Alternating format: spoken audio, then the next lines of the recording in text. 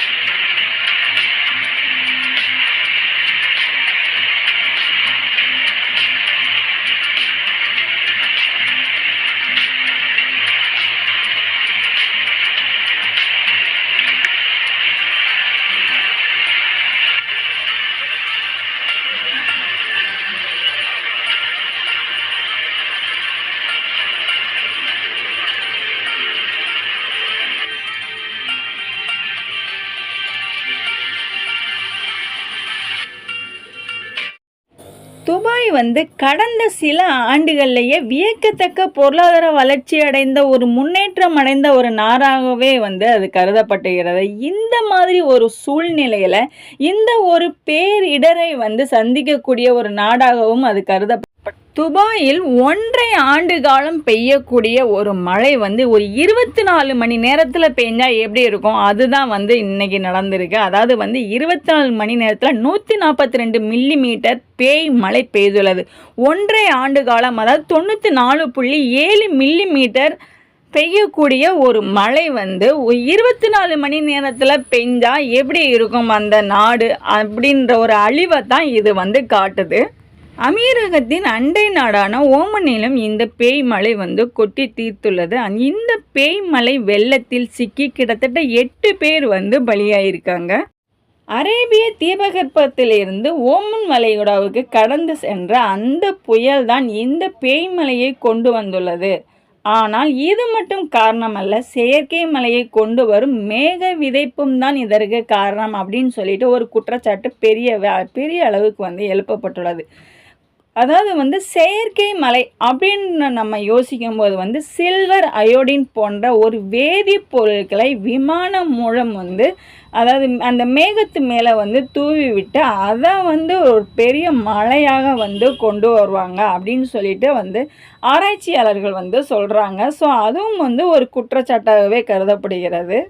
செயற்கை மழை அப்படின்னு சொல்லும்போது நம்ம யோசிக்க வேண்டியது என்னன்னா, அதாவது வந்து சில்வர் அயோடின் போன்ற ஒரு வேதிப்பொருட்களை விமானம் மூலமாக அதன் மூலம் வந்து மேகத்துல வந்து அதை தூவி விடுவாங்க. அந்த மேகம் வந்து அது ஒரு குளிர்ச்சி அடைந்த ஒரு பகுதியாக வந்து அந்த மேகம் வந்து இறுக்கப்பட்டு அது வந்து ஒரு பெரிய மழையாக பெய்யக்கூடும் அப்படின்னு வந்து வானிலை ஆராய்ச்சிகள் வந்து சொல்லப்படுகிறது. அந்த மாதிரி ஒரு செயற்கை மழையை உருவாக்குனதுனால தான் வந்து இந்த மழை வந்து பேய் மழையாக பெய்து இந்த அளவுக்கு வந்து ஒரு பாதிப்பை வந்து ஏற்படுத்தியிருக்கு. அமீரகத்தில் குடிநீர்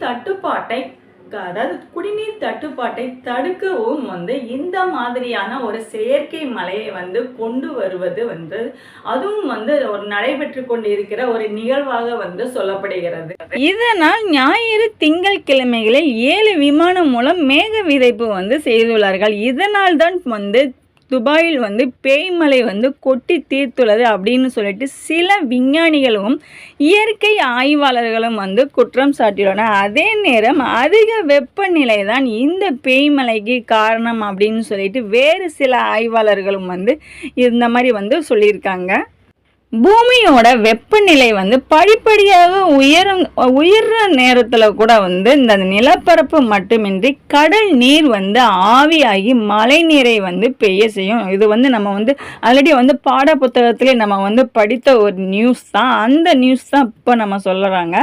இந்த மாதிரியான கால சூழ்நிலையில் கூட இந்த மாதிரி இயற்கை புயலை வந்து அதிக தீவிரமான ஒரு புயலாக வந்து மாற்றி கனமழையாக கொண்டு வரலாம் அப்படின்னு சொல்கிறாங்க.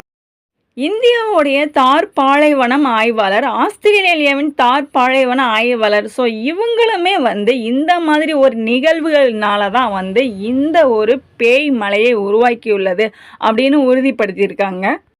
நம்ம இந்தியாவில் கடந்த வருடம் டிசம்பர், அதாவது இதே நிகழ்வை தான் நம்மளும் சந்தித்து வெளியில் வந்திருக்கோம். ஸோ கிட்டத்தட்ட ஒரு 4 மாதம் ஆச்சு நம்ம இந்த பேரிடர் பேய் மலையெல்லாம் சந்தித்து வெளியில் வந்து இப்போ அதே சூழ்நிலையில் தான் துபாய்க்கும் வந்துள்ளது. அதாவது வந்து அவங்களாலே வந்து கன்ஃபார்ம் பண்ண முடியலை. அதாவது வந்து இது வந்து செயற்கை மலையினால் வந்து இந்த பேய் மலை வந்ததா இல்லது வந்து இயற்கை மலையினால் வந்து இந்த பேய் மலை வந்ததா அப்படின்னு சொல்லிட்டு அவங்களாலும் வந்து கன்ஃபார்ம் பண்ண முடியலை. துபாய் மக்களை இந்த பேரிடர் பேய் மலையிலிருந்து மீட்டு கொண்டு வந்து நார்மல் லைஃபுக்கு கொண்டு வர துபாய் அரசாங்கம் வந்து நிறைய நடவடிக்கைகள் எடுத்துள்ளது. அதவே நம்ம இப்போ வீடியோவில் பார்த்துருப்போம். ஸோ எந்த அளவுக்கு வந்து துபாய் அரசாங்கம் வந்து ரொம்பவே வந்து ரிஸ்க் எடுத்து அவங்கள காப்பாற்றிக்கிட்டு இருக்காங்கன்னு ஸோ இந்த வீடியோவில் அவ்வளோ அழகான அவங்களுடைய அந்த பர்ஃபார்மன்ஸ், அவங்களுடைய நடவடிக்கையெல்லாம் பார்த்து நமக்கே வந்து கொஞ்சம் சந்தோஷமாக இருந்துச்சு. இன்னும் சில தினங்களில் வந்து துபாய் மக்கள் வந்து மீண்டு நார்மல் லைஃபுக்கு வந்துடுவாங்க அப்படின்னு நான் நினைக்கிறேன். ஸோ இதோட இந்த வீடியோவை நம்ம முடிச்சுக்கலாம். தேங்க்ஸ் ஃபார் வாட்சிங் மை சேனல் ஃப்ரெண்ட்ஸ். தேங்க்யூ.